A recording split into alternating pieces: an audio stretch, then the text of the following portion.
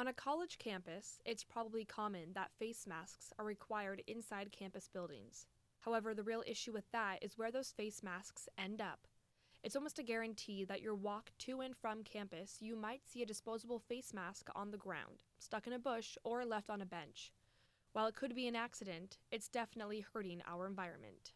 We have all sorts of problems with microplastics in rivers, and there's lots of different kinds of masks, and I don't know what they're all made of, but I'm sure that they're not going to be good for the environment.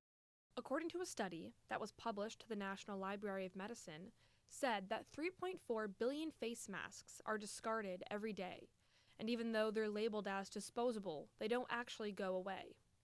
Cara Whitman, a School of the Environment professor at WSU, said this issue is definitely hurting our environment, and just like any other item that doesn't get thrown away, there's always an impact.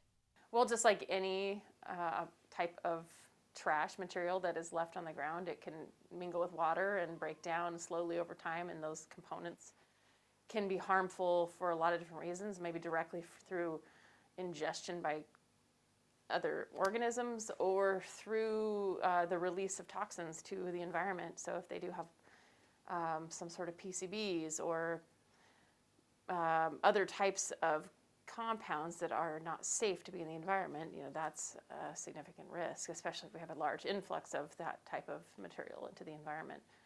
These littered face masks that get blown into rivers and streams are made up of multiple plastic fibers that will remain in the environment for decades. I took a quick walk around WSU's campus and collected 2 gallon-sized bags of littered face masks. Now that was just by myself in a matter of 30 minutes. Imagine if I walked around the entire city. Kynan Rattan is the president of the Environmental Club here at WSU, and he gives us some insight on how this is affecting our environment. Masks are made out of material that doesn't degrade, so once it's in the environment and it's sitting there, it's going to be there for a long time.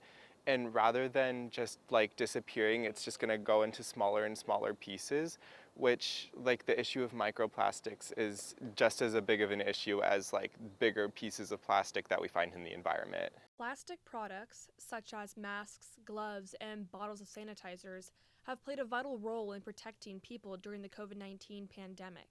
It could cause a surge in unwanted plastic washing up in ocean coastlines. A lot of the time, species will consume things with microplastics in it because it just leaches into different things. And once it's in their bodies, it doesn't really leave, and so it just builds up.